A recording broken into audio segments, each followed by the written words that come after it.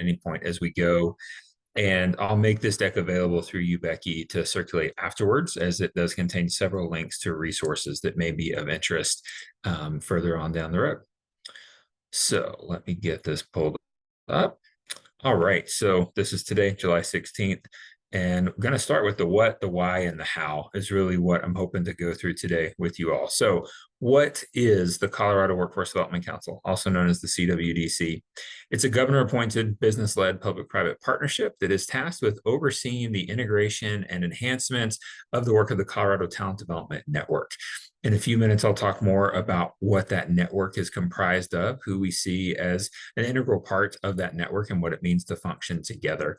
Ultimately, I serve as the staff lead for the office. We have a team of 25 to 27 people, depending on the exact timing of some vacancies, and we support a roughly 45-member governor-appointed board. And we'll get into more of those details in a few minutes. Our vision, mission, and values are in front of you. And I want to highlight that these were all updated in January of 2020. That was the first time that we adopted specific values as an organization and as a board. And these really govern how we do the work. Ultimately, we don't want success to be seen just at the cost of success. We want to make sure that we have done the work and engaged in that in a way that has uplifted people throughout the state of Colorado, that we have truly been an integrator of various systems and connector of different entities that are at play within our state, and supporting both businesses and individuals. And that's one piece I want to call attention to in the vision statement, is that you see it's kind of a duality. We exist to support employers and businesses who are hiring people and need talent, as well as supporting individuals who are looking for jobs. And ultimately, we sit at that intersection of workforce development, economic development, K-12 education, and post-secondary education. And in that role, we really get to be a connector and integrator of our system. When we talk about the Talent Development Network, this is the visual that kind of identifies who that comprises. Ultimately, we have a public workforce system that is designed through federal statute, federally funded, state administered, locally delivered in terms of workforce systems in our state. Businesses play a key role in developing talent, supporting individuals. Economic development entities play a role in helping to create those jobs as well. Our education partners, as you see, post-secondary education, as well as pre-K through 12 education and training. And then I think a little bit is where many of you come in when we think about community-based services and the role that organizations, communities play in supporting individuals to ensure that they are on a trajectory to pursue an in-demand career path, and ultimately to be in a situation where they're able to thrive.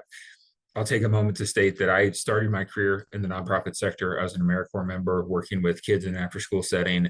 And that experience taught me two things. Number one, it made me feel really committed to wanting to pursue a career that was impacting cycles of generational poverty, and ultimately working at levels where cycles could be broken and new trajectories developed. But it also taught me that direct service was not the right spot for me. Those 2 years working hands-on with first graders up through eighth graders was a fantastic experience, and also said that, I want to be working at the systemic level, at the policy level, at the strategic level. And that's where our system and our role as the CWDC really gets to come into play. Ultimately, some of you may be more familiar with this terminology. We essentially exist as the backbone organization for the collective impact effort on talent development statewide. We do have some specific groups that we convene and help to support throughout the state. I'm going to start at the bottom of this list on the left.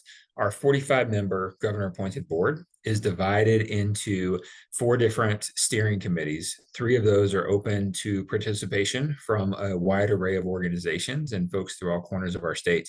And that's our advocacy steering committee, our education and training steering committee, and our sector steering committee.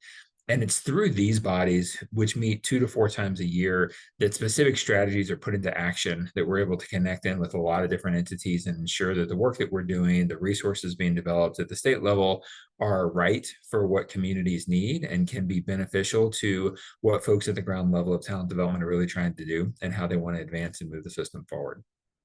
The My Colorado Journey Steering Committee is a group of individuals who really guide the work of a specific state resource. And I'll talk more about that in a few minutes, which is available to each of you as a resource, to the customers who you serve. And there's a variety of training opportunities available around that website to ensure that people have access to high quality information about careers and economic opportunities within the state of Colorado, and then also get connected to additional resources that may be beneficial to ensure they have the right types of wraparound support to pursue additional education or training and move into high demand career paths. The Business Experiential Learning Commission is also a governor-appointed group that is laser focused on the experiential learning component, or the earn and learn component of our talent development ecosystem. There's a lot of different ways in which people can develop skills. And part of what we're in the midst of right now is trying to shift the talent development conversation throughout our state to one that is centered around this aspect of skills, and the idea that a degree is not necessarily as important as what an individual is capable of doing and what skills they have developed, whether that was on the job, whether that was in the military, or whether that was in a purely academic setting. And so that commission identifies ways in which businesses can get involved and engaged in promoting those types of opportunities. And then finally, through this model, we also convene a state youth council. And this is one of the organizations and components of our work where we really lean in to the user component. And this youth council, if you looked back 15, 20 years ago, it was primarily adults getting paid to work in this space who came together to talk about youth. We now are led by a youth co-chair. We have more than 10 youth appointed to serve on this youth council to ensure that they have a voice and are also learning how to be advocates and how to function in partnership with state government and other programs to play a role in some of the decisions that are made around the services that are delivered specifically for youth in the state. And just a quick point of definition, when we say youth, we're really talking 14-year-olds up to 24-year-olds, both those who are currently in an academic setting, in school youth, and opportunity youth, or those who are not connected to a employment or education situation. As we move into the how we do this work and how we go about it, the first thing I want to highlight is the role that the council plays in relation to the Workforce Innovation and Opportunity Act, which you may have heard referred to as WIOA or WIOA. This is one of the key points of intersection that we have with many of the community services block grant grantees throughout the state of Colorado, and as a part of our key partnership with the Department of Local Affairs as well. So just to step back one moment, at the federal level, there's this brilliant design to ensure that everyone has access to jobs. And some of these laws actually go back to the Great Depression in the 30s. Some of the functions of our workforce system predates that even, and looks at the very end of World War I, when America recognized that we had a lot of soldiers about to come back from the war and were coming into their communities. We also had a lot of folks who were about to get kicked out of a factory job because it was no longer needed to be making efforts for the war. And so how could those factories be repurposed? And so if we think about those roots, ultimately there's a recognition that people need help to connect with jobs, to understand what's available, what's out there, what's possible. Obviously that looked very different in the 19-teens, the 1920s, 1930s than it does today with the existence of digital technology and things of that nature.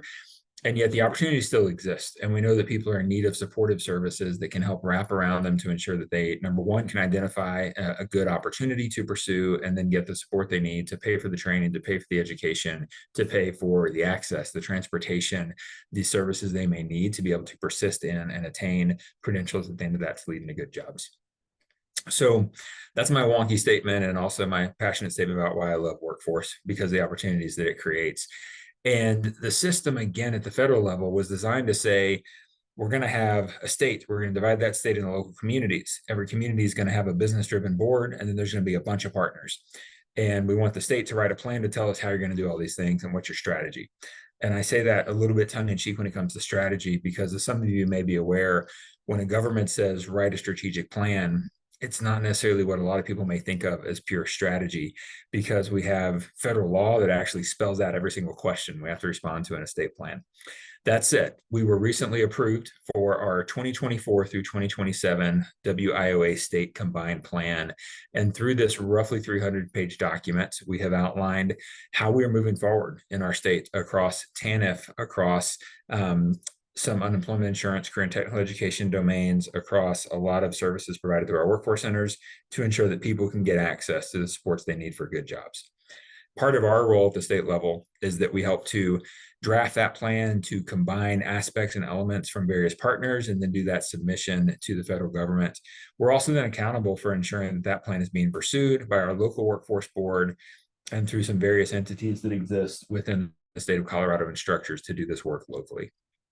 One of the pieces that our federal partners identified is that within our workforce system, there need to be some required partners, folks who should play together and work together. And then there's some folks who may work together if it makes sense and if it lines up. And CSBG really falls into that secondary aspect to a great extent, because we recognize and know that, number one, the work that you all do is driven by your community needs. And you've got a host of opportunities and options of how you can utilize dollars and what you want to pursue.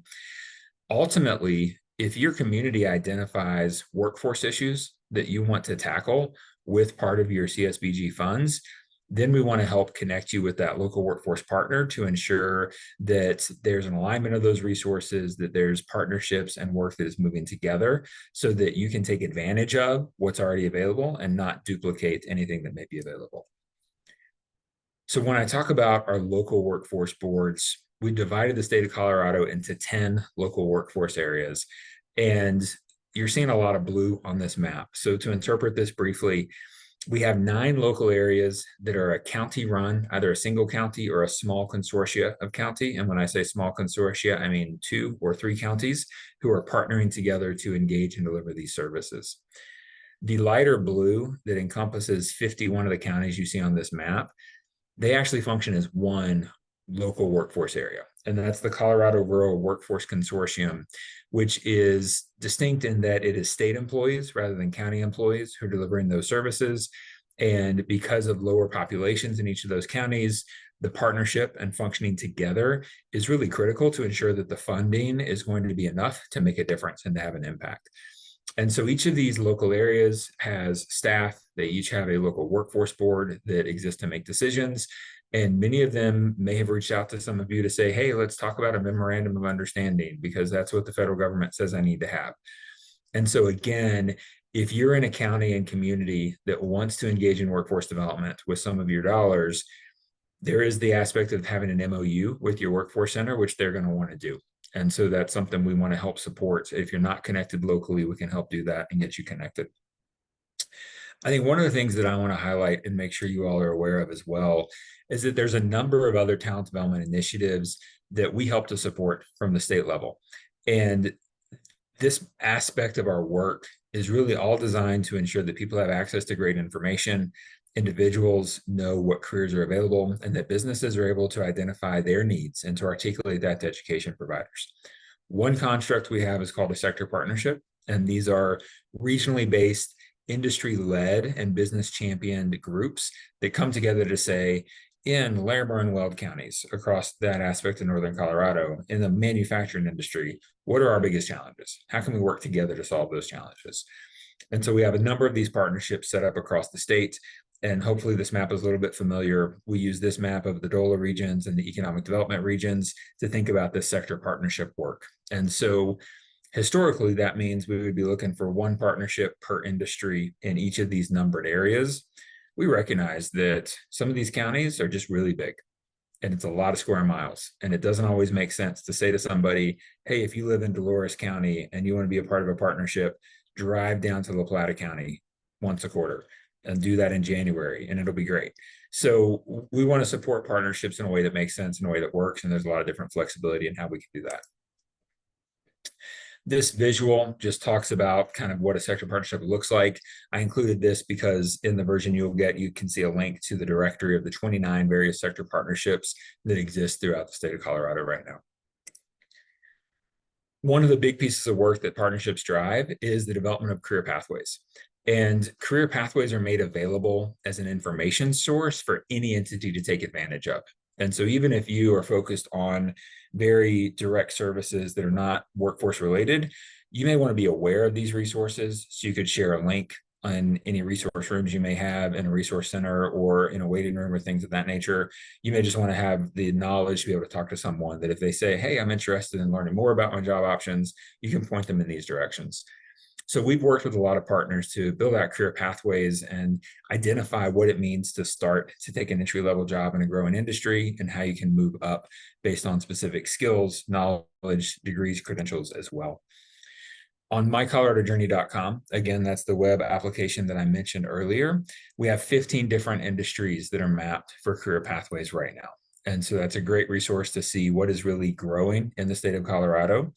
And what you may notice as you look at this list is that it's really a combination of both high demand, high wage industries, as well as some critical industries that we know if we do not have the right level of staffing in our K-12 systems, then our future looks pretty bleak.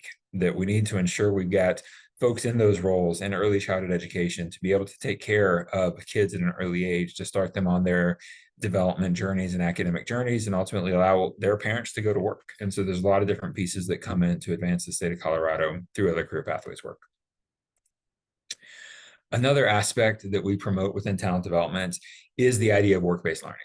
And again, we recognize that people develop skills and learn in a lot of different ways, in a lot of different settings. And a high quality work-based learning experience is an important component of any career path to ensure that someone has the ability to get into a workplace, to see how it feels to exist in that work environment on that type of job site, and to grow and build their skills. And we recognize there's really not any one definition around what work-based learning is. It's truly a continuum that crosses these domains of learning about work, learning through work, and then learning at work as well. And this work-based learning continuum can be a resource for you if you were to think about how you might engage in helping to expose individuals to various career opportunities, all the way through supporting the development of apprenticeships and different types of on-the-job training where businesses and employers are really saying, here's how we want to do this. And one thing I want to mention is that when you think about talent shortages in our country and in our state right now, people talk a lot about, hey, we have some healthcare shortages, we have teacher shortages.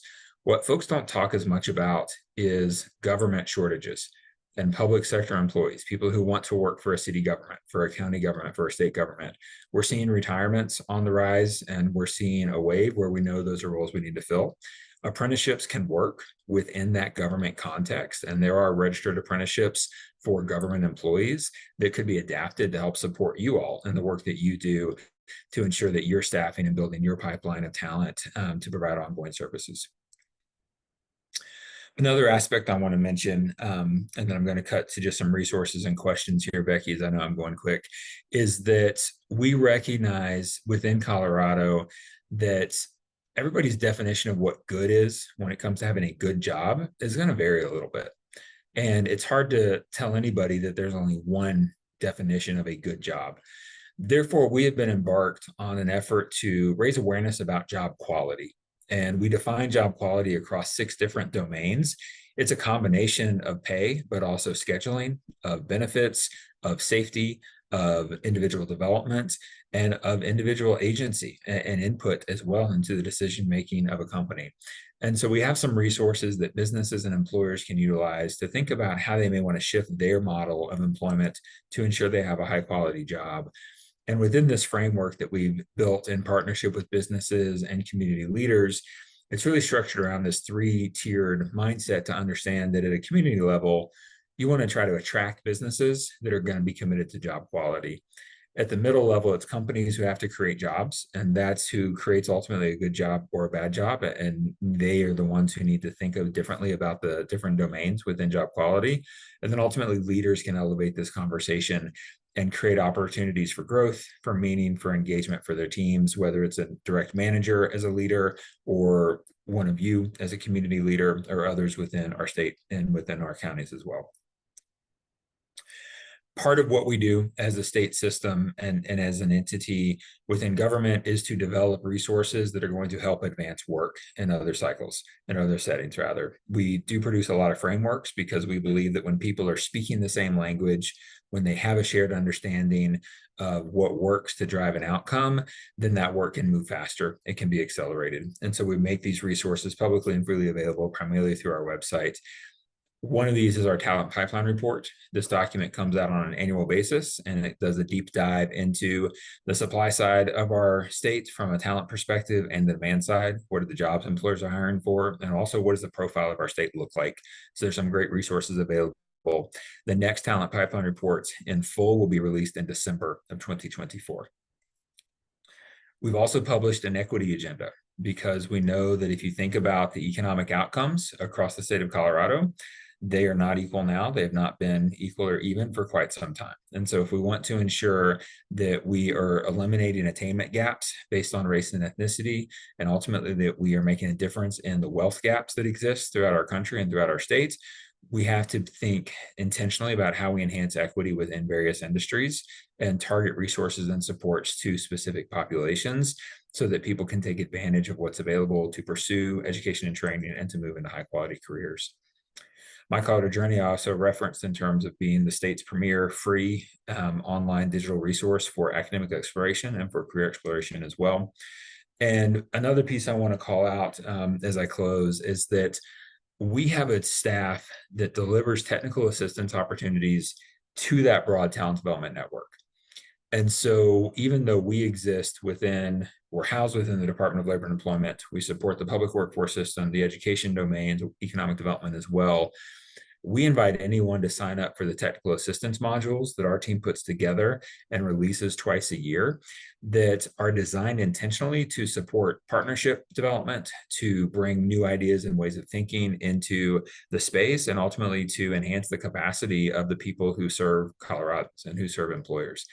And so in the past, we've done technical assistance modules on the use of artificial intelligence in talent development. We've done technical assistance on strategic doing as a means for convening and setting community goals. The sector partnership model we promote and engage in through technical assistance. There's a lot of different things that come out, and part of our website is devoted to that. And you can see this is kind of an old screenshot, but roughly every 6 months, we will release new opportunities. They're application-based, so we can measure ultimately the demand and interest that's coming from folks, and we can set those partnerships up in the right way. Human-centered design is another one we've done previously with a focus on how we connect different partners within talent development to think together about how they design a human-centered process. We also have a link to a glossary of terms. I mentioned that having shared definitions is critical to driving collaboration and to advancing work. And so you can see our talent development glossary, which gives specific definitions for a lot of work statewide, and also a glossary of equity terms as well, and some additional resources you see here. So I know I went quickly in that. Becky, as I said, I will get this link out so you can share it with the group. And just please know that at the state level, we want to be a resource to all communities. We primarily work through your local workforce boards. If you're not connected to that group, we can help you get connected. And if there's other ways in which we can be of support to you and your community, please just reach out and let us know. Thank you so much, Lee. Really appreciate that, and we'll be sure to get that sent out to everybody. Are there any immediate questions anyone would like to unmute or type in the chat for Lee?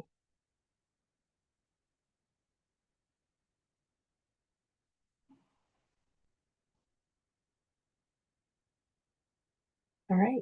If questions do come up, we'll be sure to connect you all. And Lee, you're welcome to hang out for the whole meeting or pop off and get onto your things. Thank you so much. We really appreciate it. Thanks, everybody. Appreciate the opportunity to be here today. All right. I am up next and figuring out how to share all my screens. 1 moment, please.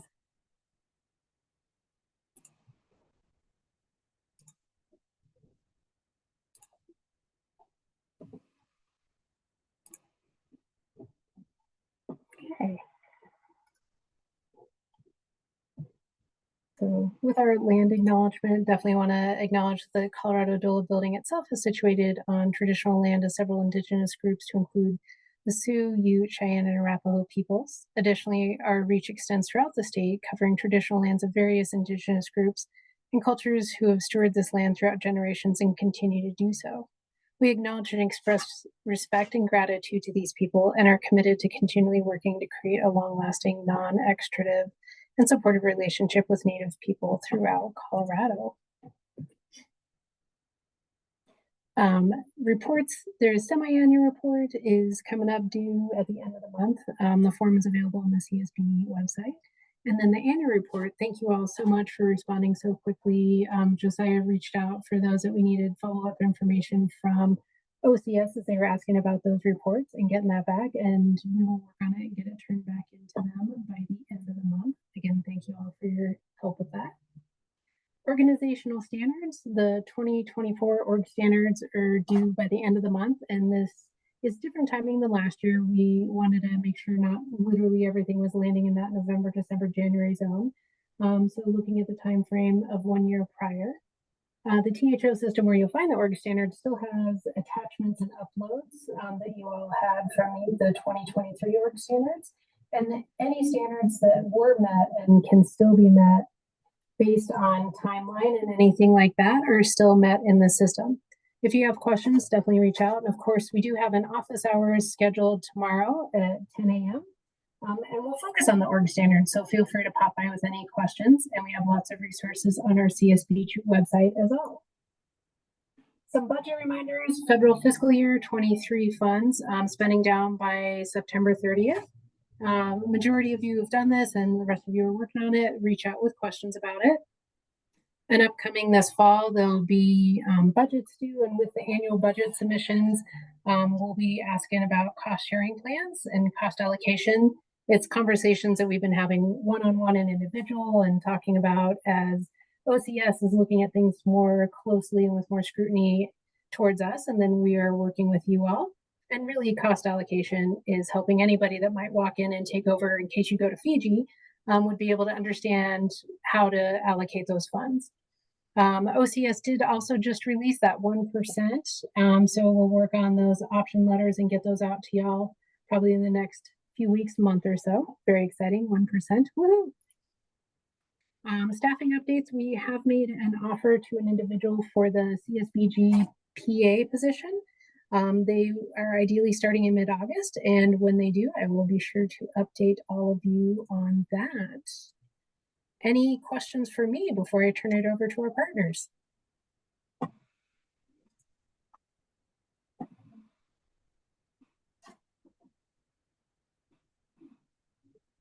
All right, well, if you think of questions, you know how to reach us. Josiah and Liz, I'm going to turn it over to you. Thanks so much, Becky, and good afternoon, everyone. Great to see you all. Thanks for joining us.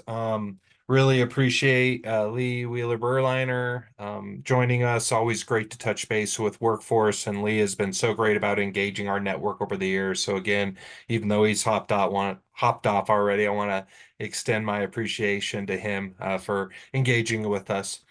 Also want to just reiterate the thank you that Becky sent all of you for your annual report 2023, not only the responses to our review items that we had from our Federal Office of Community Services after they reviewed it, but also just for the quality of data overall. We definitely noticed a reduction in the number of review items that our federal office had, and most of them were just verifying numbers that we had already verified with you all through our review process. So really outstanding job with the annual report data for program year 2023.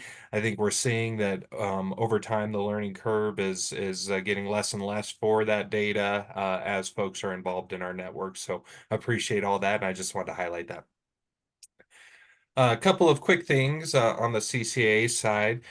Staff and board update. We are going to be hiring for a new CSBG program manager position. This position will be doing general training and technical assistance work for us, such as hosting webinars and having technical assistance meetings with you all or your partners when appropriate on certain topics and issues. They'll also be handling the balance of state work for us on our side, basically managing that program for us and ensuring that we are meeting all of the needs of those communities that we're providing the 90% direct allocation support to through CSBG. We're really excited to welcome our 2024 University of Colorado Boulder's Public Interest Internship Experience, or PI intern, Devin Kukricha. Devin has been wonderful starting out with us. I'm hoping many of you have seen some of Devin's learning series that he's done over the past month or so online via various social media outlets, where he talks about his learning experience coming into community action and Colorado and our state association. Really interesting stuff. And Devin's doing some really great work for us in different facets of the association. So want to extend a thank you out to Devin. And just a note to all those out there that the CU Pi program is a really great public internship experience for students of CU Boulder. And if you're interested, I recommend you reach out to them. They've been really wonderful to work with. Note that the CU Board of Directors, the CCAA Board of Directors, is going to be recruiting interested CSBG eligible entity program managers and administrators to join the CCA board. This is in line with our strategy to enlarge the board around a tripartite structure as we continue to become the balance of state eligible entity. We want to ensure that we do have network engagement across the state on our board, and so we will be looking to you all, anybody that might be interested as an eligible entity manager or administrator, possibly joining our board. If you have any interest, reach out to me, and I'd love to talk to you about it. Moving right along, sorry, go ahead. Must have heard something. Jump right in with any questions or comments. We do have our latest membership period opened up on July 1st, so we'll be reaching out to all of you all that are continuing members through 2025. Just thank you again for your membership. And then for those of you that either your membership lapsed or you weren't current members in the last period, we'll be reaching out to you all to ask you to consider becoming members for the 2024-2025 period, or at a discount rate, a 2-year membership through 2026. So we'll be reaching out to you all soon around all of that.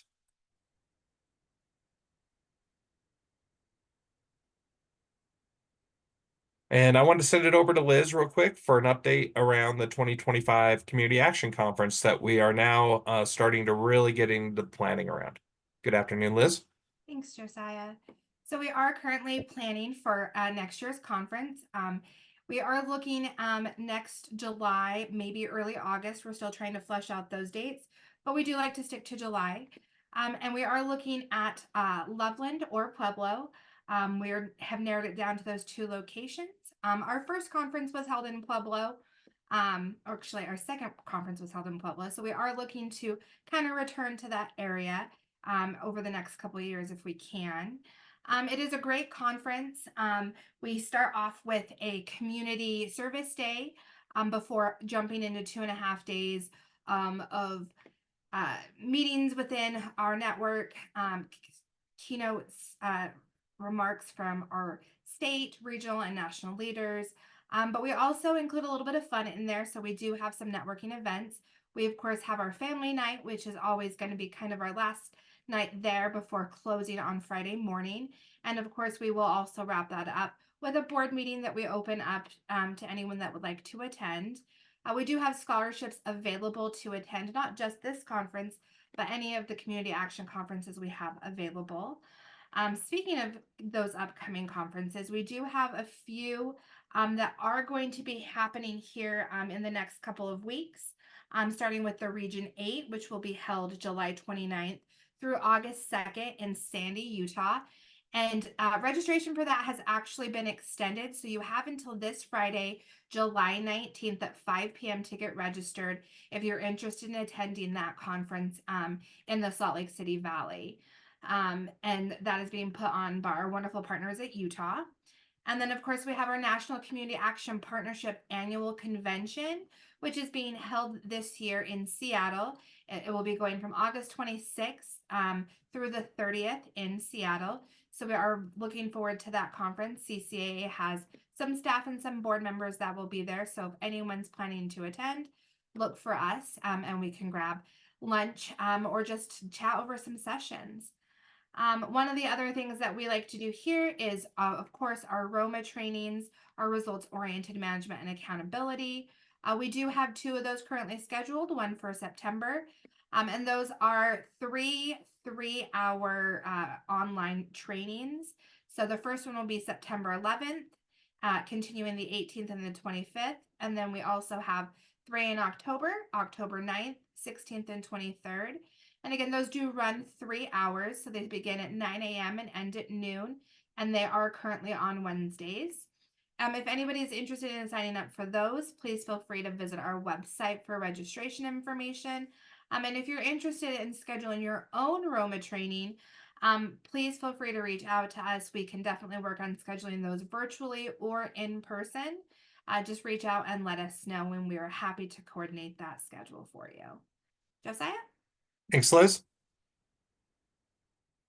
So to round out our agenda items real quickly, I wanted to give you all a heads up that we are going to start looking at doing our projection process in our network for the program year 2025 target numbers that we do every fall. So this is going to be for the program year 2025. That is the period of January 1st, 2025 to December 31st, 2025. It's a best practice in Roma that before we implement our plan and implement our activities, that we take a moment to project out what we're going to do and at what success rates. So this is a reminder, this will be year 2 of that 3-year community action plan that runs through 2026.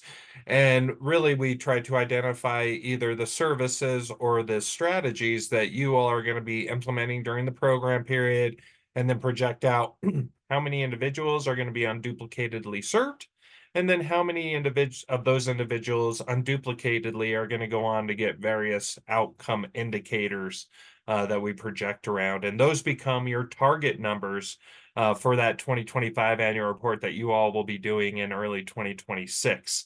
So starting whenever you're ready, we can start scheduling those meetings. Those of you that have done this in the past, depending on the scope and size of your program, we schedule 30 minutes to a couple hours to sit down, talk about everything you're planning on doing next program year, get it all on paper. We have an opportunity to go back and forth if need be. And then at some point, we like to finalize it before January 1st to put in place. And then a big reminder that if necessary, you all can do a one-time revision after you do your annual report data. And that'll take place in March of 2025, that one-time revision after you do your 2024 data in the online system.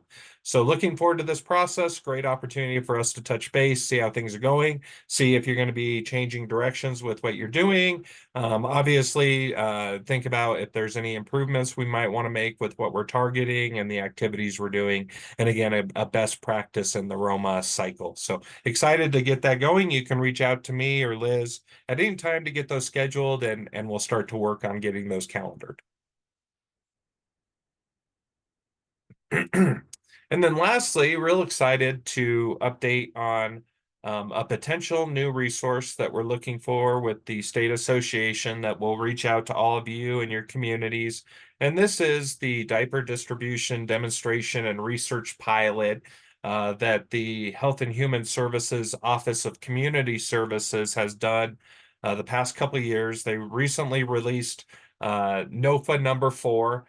Those of you that were on this quarterly conference call last July will recall potentially us talking about this and how we decided that we were not going to apply for the NOFA number 3 at that point in time, but that we were going to potentially apply for a future NOFA and that we were going to try to position ourselves to do so. Well, there was another NOFA release. It actually closed just last week. We did end up partnering with Colorado Center for Work Education and Employment, CWE, as our major partner in this program to apply for that NOFA. So we do have an application in with OCS. We hope to hear really positive news around that grant in September. And assuming that we do get positive news, we'll reach out to all of you all to start to coordinate with you all to make sure that these diaper distribution resources are being implemented locally as appropriate. So really excited about that. We have CWE staff lined up to join us for our October CSBG quarterly conference call. So you'll get an opportunity to meet some of their staff, and they'll talk about what what they do statewide. And hopefully at that time, we'll also be talking about implementing this pilot grant in Colorado for the diaper distribution demonstration and research pilot. So very exciting there, and want to send out a big thank you to Abigail Smith, the CCA Development Director, for coordinating our application and working really hard with CWE to put it all together and figure out a really solid plan for how we would use these federal funds in Colorado. So hopefully more to come on that.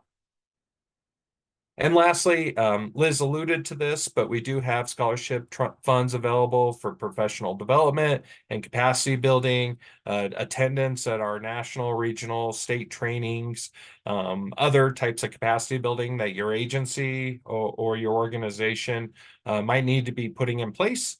So reach out if any of that might be helpful to you all. We're targeting the upcoming national conferences, the National Community Action Partnership, that has taken place at the end of August, as well as the NASCASP, the National Association for State Community Services Programs conference that takes place in September. So if anybody would like more information, you can reach out to us via our scholarship page. And then also we're looking at supporting certifications across the state in community action. Most specifically, if anybody's interested in becoming a Roma trainer, which helps produce Roma trainings in Colorado and Region 8, or a Roma implementer, which is much more internally directed to your agency or your organization or department. Reach out and we can get you going on that really a rewarding process in becoming a nationally certified trainer or implementer. And then, of course, the Certified Community Action Professional or CCAP certification. We have a few of those in Colorado. We'd love to get more. That's actually opening up for this upcoming year over the next couple of weeks. So we'd love to talk to folks that are interested in that. And stay tuned to the CCAA newsletter, as myself as a Colorado CCAP, a Certified Community Action Professional, and Ram Clark with Douglas County as our other CCAP in Colorado are going to be doing a series on what being a CCAP means to us. And you'll see Rand's first entry over the next week as we do our newsletter for July. So I appreciate his participation and, of course, being a CCAP in Colorado. If anybody would like to talk more about some of these certifications or any professional certifications that would help you and your stakeholders do your job locally, let us know. And Becky, I believe that's it from our side. I'll send it back over to you. Thank you, Josiah and Liz. Appreciate that. Any questions, comments, funny dad jokes?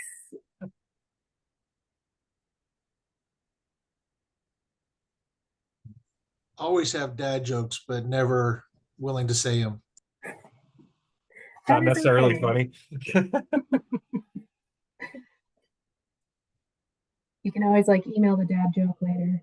I'll appreciate it. Might be a good event at our conference in 2025 is some joke sessions that, of course, completely rated G. Of course. I'll add that to the list.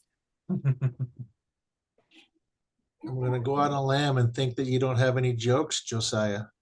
I have plenty of dad jokes, Kevin. Don't get me started. All right. Well, we will let you all get back to your afternoons. Of course, if you think of other questions after this meeting, feel free to reach out to us. And I will get the recording posted as well as the slides sent out to everybody. Thank you all so much for your time. And likely we might see some of you stopping by our office hours tomorrow morning. Have a wonderful afternoon. Thanks, everyone.